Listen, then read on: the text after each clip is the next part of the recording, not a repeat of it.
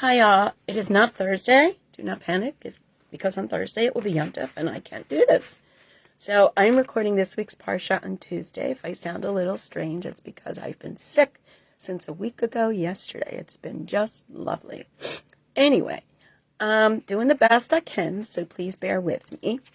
We are going to talk about Parshat Shemini, which is the Parsha we will be reading on Shabbat. So just in case you have not been thinking enough about food and Jewish standards and kashrut, given that Pesach involves all that Pesach involves, and we will soon be turning our houses back to chametz. For us, it will be 2 hours Thursday night before we take off Friday morning to go to Boston to see our children and a new little baby. So why not have a parsha this week that talks about kashrut? It makes perfect sense, right? Let's learn more about limits and boundaries and about eating. It seems so appropriate. Should I wait while everyone runs to get some aspirin for the headache that you may feel is coming on? Well, so much of our understanding of what we do and do not eat, for those of us who do observe the laws of kashrut, is attributed to the text of this parsha and a few other lines in our Torah. The reality is, as is with most practice in our contemporary lives, that the practices we observe, as we observe them today, are so far removed from the text. How does that happen? This is what has always led me to look for the larger contextual lessons and reasons that inform the details that develop later. This allows me to stay connected to the entirety and the wholeness of the system of Jewish law, and not just get lost in the weeds. Turning to the beginning and structure of Parshat Shemini, we continue with the detailed explanations of the sacrifices and the high level of specificity of instructions provided by God to Moshe, Aharon, his sons, and the nation. At this point, this explanation is about the inauguration of the Kohanim and their taking of office, so to speak. After the detailed instructions are followed, we come to a part of the process of the consecration of Aharon and his sons as Kohanim, culminating with the verses. And Moshe and Aharon go into the tent of meeting. Vayavo Moshe v'Aharon el Ohel Moed v'yatzu v'yivarchu et ha'am.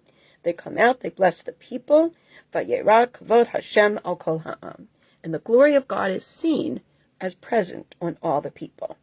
V'tetzei esh milifnei Hashem, and a fire goes out before God.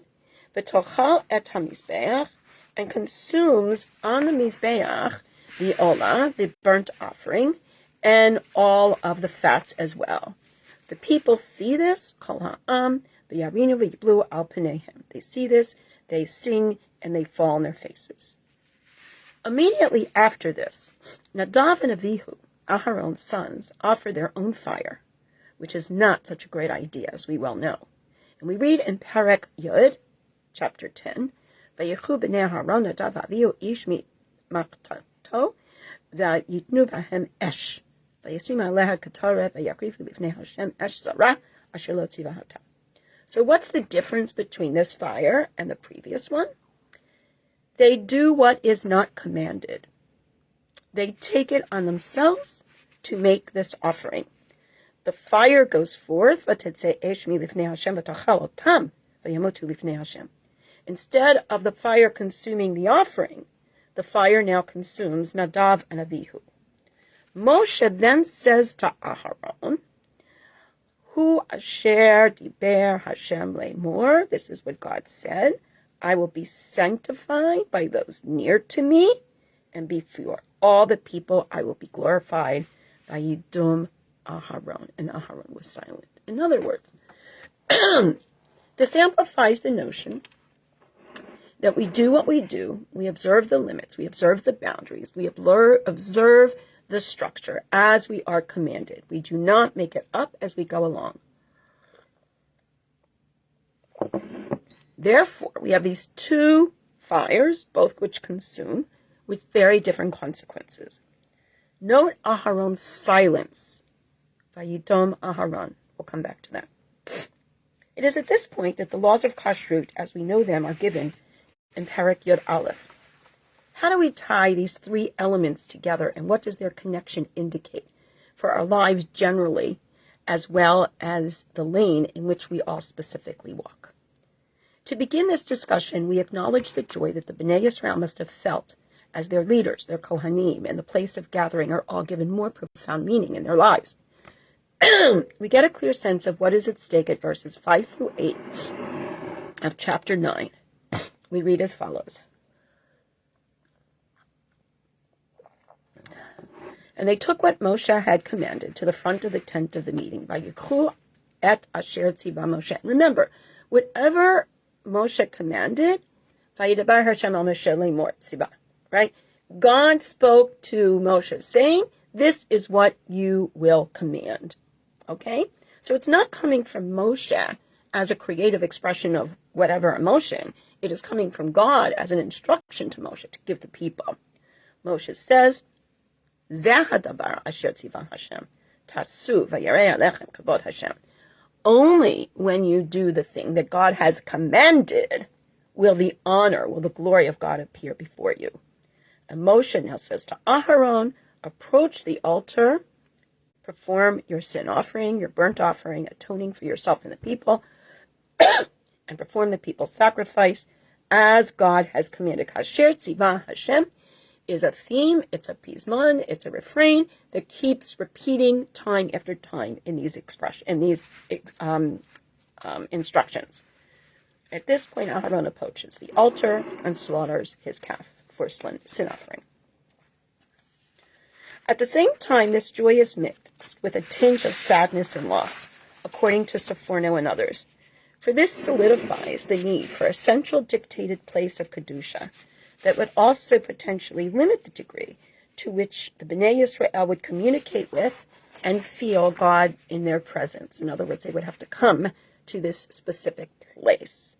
To put this in context, we dress a certain way, we say certain words, we do different things, we put mezuzot on our doors, but we don't put mezuzot on the door of the bathroom, or we don't pray shacharit in our bathing suit, or we don't. There are certain conventions, there are certain structures that we employ because, think about it, if we want kavod Hashem, if we want the glory of God to be here, then we have to come in a respectful way as well. Nonetheless, as Nechama Leibowitz acknowledges that the people who have already exhibited the need for concrete and tangible elements, remember this goes all the way back to the Egel Zahav, may very well ask, how will we know what this is and when it has happened, that the glory of God is amongst us? She then teaches that the notion that God will be sanctified in the midst of the people and in this special place, and that God will be brought into this place by proper actions and intentions, is to be emphasized. And this is an example of something that we take with us till today. If you think about prayer, and if you think about everything that's added, and if you think about kashrut, and if you think of what, I know what my kitchen looks like right now, then the idea is that by following the script, the players will appear. God will come if the script is followed. And I don't mean that to be exclusionary. God comes and we believe that God is there for everyone. But if we want to feel that special glory of God, we can't just lie back on our lounge chair in our bathing suit. We need to do something on our part to facilitate the interaction and the process. God will be brought into the space by proper actions and intentions. So here we see an admixture of joy, loss, questions, and needs met, as well as a clear potential for empowerment through intentionality. It has been suggested by Sephorno that the fire of God at the end of chapter 9 indicates that the nation, the Bnei Yisrael, was now unified in a central mission and place. And in so doing, and as some point out, this is the true miracle, being unified, would be forgiven by HaKadosh Baruch Hu for the long ago misdeed of selling Yosef, while Aharon was forgiven for his misdeed in allowing the Egel Zahav to be constructed. Rabbi Jonathan Sachs Zichrono Shalom teaches that the lesson of the Egel was poignant, both for the people and for HaKadosh Baruch Hu, namely, reinforcing the need of the Bnei Yisrael for a tangible place in which they could associate the presence of God, suggesting that while the limits are acknowledged, the needs of we human beings, limited though we are met as well as by God. Sachs and others often talk about this aspect of our relationship with God and God with us. God's meeting our needs, that language, the idea that Rashi says that the Torah is written in the language of the human being, understanding that God comes down to us. God doesn't need that language. We need that language. This is how God meets our needs, and we reformulate and we refine, if you will, the context of the relationship that God continues to have with us. Precisely at this point, we turn to Nadav and Avihu. How do we address and interpret the fire that Nadav and Avihu offered? Note that in our text, their fire immediately follows that which is sent by God. Could this have been an honest response, an attempt to indicate closeness to God? Again, we don't want to be too quick. Put the bad guys on this side, the good guys on that side. Let's understand the motivation behind the action of Eva Zornberg, underneath and behind the words. Though this has been entertained by several of our commentators, including Rav Aaron Tendler, in more recent years, Nadav and Avihu were after all separated from the rest of the nation and given a place of honor early on, as we read in Shemot, chapter 24, verses 1 and 9. To Moshe, God says, ascend to God, you and Aharon, and Nadav and Avihu, and the 70 elders of Israel, and they shall prostrate themselves from afar. Moshe and Aharon, Nadav and Avihu, and the 70 elders arose. So notice, Nadav and Avihu are singled out. So they were set apart. But look at their reaction and compare it to that of Moshe Rabbeinu when he first saw the fire of God at the burning bush. Remember, Moshe hid his face, moved back, turned around. Nadav and Avihu respond by, oh, here's a fire that's being consumed on the Mizbeach. We're going to offer a fire. The Midrash teaches that Aharon's sons missed the opportunity here to react appropriately to God and to show the humility and awe that the presence of God was to instill. Rather, they tried to equal the action of God. Remember Migdal Bavel? Let us build this tower and we will become as God. This is what is an absolute no-no. This was never meant to be a model for observance for us as Jewish members of the nation and our relationship to God. This reaction that seems to say, look at me. Look at how far I can go. For his own part, the Kli Yakar provides a fine summation to his commentary on the verses at hand. He says, many opinions have been voiced as to the essence of this sin, that they entered the holy precinct inebriated with wine, and that they entered without washing their hands and their feet. Others say that they were insufficiently garbed, namely lacking a robe. Yet others say it was because they had not had children. Others for saying to each other, wait until these two old men die, and then you and I will take the power over in the community. Still others that the sin of the golden calf that Aaron had made caused them to do what they themselves did. All of these, the Kli Yakar is looking at their humanity and saying, okay, these are the cues that they've been given. What clues do we give our children in terms of how to act, our students? How do we role model? How are they watching our every move? So if Nadav and Avihu could go wrong, given what they saw, what they misinterpreted, and how they didn't understand the limits, then even more so, our children, our people, our community, us. The proper way for a leader to act and the heavy responsibility that falls on the shoulders of a person in public office are discussed by Rabbi Waldenberg, author of the Tzitz Eliezer, in his own particular way. And Eliezer Waldenberg teaches as follows. Those who were chosen to serve as the shepherds and leaders of Israel in accepting appointment undertake a lofty office full of responsibility, such as brooks no flagging of attention. Theirs is the work of heaven, and any excess or lack in their work as leaders can bring destruction on the public whom they lead. Therefore, They are held accountable for even the slightest mistake, and any deviation from their line of duty that comes from lack of attentiveness is counted against them as malicious. But all of these theories, and so many others that could be listed, do not really help, for this is the only time that sacrifices are offered without specific instructions from God.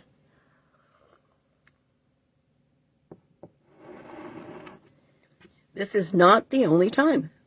Noah, Yaakov, David, Yitro are just some of those who offered sacrifices to God at moments of awe and personal epiphanies.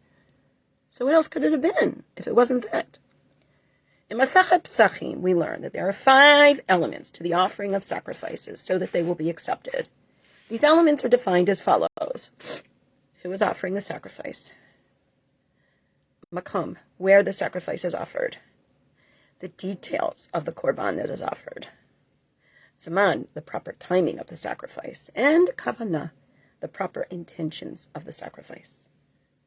In a discussion in Pesachim, so apt for our timing, we learn that even with following the myriad of instructions and restrictions and details related to the who, where, what, and when, elements of the korbanot, if the proper intentions are not evident, then the entire sacrifice can very well be rejected. Again, I apologize. Perhaps posit several of our sources and teachers, including Bar Kapara and Rabbi Yishmael, as well as Midrash Rabbah 2010. This is what the problem was with Nadav and Abihu. Were they inebriated at the time they offered their sacrifices? Did they feel that they were so special that they could create their own experience and negate that which was ordained by God? In short, were their intentions less than honorable and humble, becoming of those who serve God, and who, by role modeling, others look to in terms of their own service to God? Could this have been the result of their self-perceived exalted position in the community? Further, as leaders, all of these factors weigh all the more heavy in trying to discern what exactly the problem was. If this is so, the words of Bamidbar, Perek Yud Bet, ring true. When God states that Moshe is indeed a humble servant, a Navahu, there's no one who has ever been anything like him. This is not to say that he was above making mistakes or errors, for surely that happened, but rather we are to consider his intentions. So we are still left with the question, were the intentions of Nadav and Abihu honorable and correct, or not so much? Further, why is Moshe the role model we are to follow? I find it fascinating that it's the laws of kashrut that come on the coattails of this text. It is known in general history that when there are signs that a society is falling apart, becoming undisciplined, unhinged, or losing its moral compass, what do? We add rules. Think of the process of the Bill of Rights, the Constitution. Look at what's going on today and people trying to parse apart what are we allowed to do, what are we not allowed to do. Maybe we need more clarification. Think of the continuing plethora of codicils that are continually added to the tomes of law that govern this country, as an example.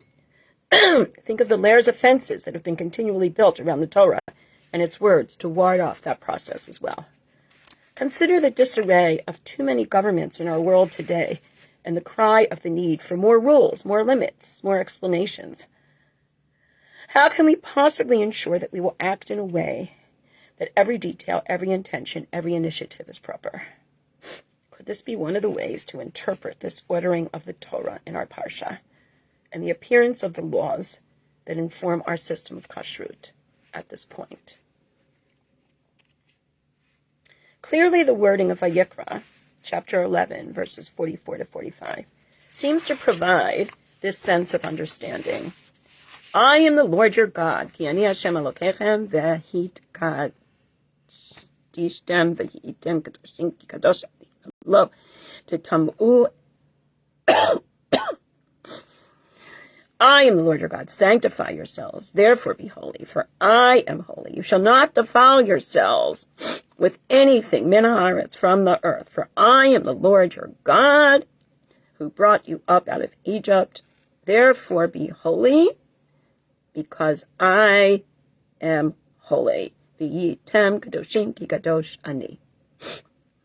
We are to remember that it is not just the details of what we do, but the reason behind the details that may be God's alone to comprehend fully. And in my mind, I always have the drum roll of Aviva Zornberg's statement, look underneath and behind the words, not just at the words. Here we may not understand all the specifics of kashrut and the features that kosher animals must have and the resulting system of laws that is so central to our lives. Nonetheless, when we have questions or doubts, there's a process we go through, maybe some fences to contend with. Sayat the Torah, a process that perhaps eluded Nadav and Abihu regarding their very possibly well-intentioned response to God. Intentionality, kavanah, is everything. How do we function in our dictated religious spaces while responding the best we can in ways that are acceptable and appropriate given the confines of the dictates of Torah law and practice? How do we work within the system and not outside of it, while accepting its correctives, as the reality of our very human history plays out? How do we, as seen in this Parshat, join the human and specifically Jewish dilemma of confronting that same admixture of joy, loss, questions, and needs that must be met, as well as a clear potential for empowerment through intentionality in our lives? Further, how do we apply this principle and process to other practical quandaries in our own realities? How do we, for example, in thinking ourselves as parents, leaders in our respective families, help our children and the generations we are entrusted to care for negotiate the many dictates and practices of the system when they are challenged in accepting them for a variety of reasons? We know that in all of our communities of faith, more and more of our younger members are feeling disassociated from religious practices for a variety of reasons. How do we help them find answers and approaches that will validate who they are and allow them to function within the parameters of the limitations of being human to which we are all subject? Many of us are very aware that this week, Sunday specifically, was touted as an unusual occurrence in which Easter Sunday, Pesach, and Ramadan all come together. It has happened 2 years in a row, which is really unusual. Ramadan, of course, because it's a complete lunar calendar, goes all around the cycle. It will be on Rosh Hashanah, it will be with Hanukkah, it will be with Shavuot, but for the past 2 years, Pesach, Easter, and Ramadan have come together. In my multi-faith work, I assure you that we are all worried about our younger generations. We are all aware that more and more of our younger people identify in the largest religious grouping or faith grouping in this country called nuns. And I don't mean N-U-N-S, I mean N-O-N-E-S. This is a problem for all of us. How will we help them on their derech and to maintain in their somewhat altered path without going too far if they reject religious upbringing, as perhaps maybe Nadav and Abihu might have done, choosing to take how they express themselves into their own hands for whatever reasons? This is a dilemma for all of us. How will we show our children and our entire community the continued love for and satisfaction from living a Jewish life that is as rich and complicated as the laws of kashrut themselves? I think I can add preparations for Pesach to that list too. Does this thinking process give us insight into Aharon's silence when confronted with Nadav and Avihu's actions? How do we respond as parents when we are at a loss regarding the directions our children may follow, either by choice or simply because of the way they are, or what they've seen? Here is, I believe, our sense of purpose and what makes this community so special. We rejoice in our Jewish celebrations and spaces, as we see in the beginning of this parsha. We truly try not to take the problematic route of Nadav and Abihu, and we sincerely hope our children will not as well. We are aware of, and often may observe, the additional dictates that are set out for us, as in the case of the laws of kashrut. We also work to find continued and enhanced meaning for us and our children and all of our community in ways that are acceptable and motivated by the most honorable of intentions, our kavanah. For me, after decades of being dedicated to inclusion as a core principle, and as a loving mom of our 4 children with their varied needs and paths, and now watching 5 little ones make their own way, including our new baby that was born to Rachie and Liz 2 weeks ago, Rhea Lev.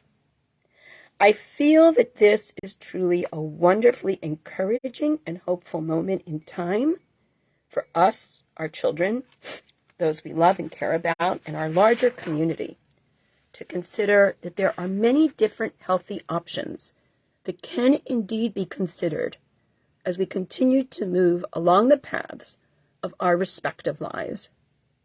Let us not simply be paralyzed in silence, as Aharon was, but rather, let us find additional meaningful ways for us to connect to each other, our generations, and God, through whichever means responds to our needs. I wish you all Moed Tov and a continued Chag Sameach and Shabbat Shalom. And I hope that this reflective season brings us all new thinking and appreciation for all of us, both as a shared collective and with our individual differences. Lehitraat.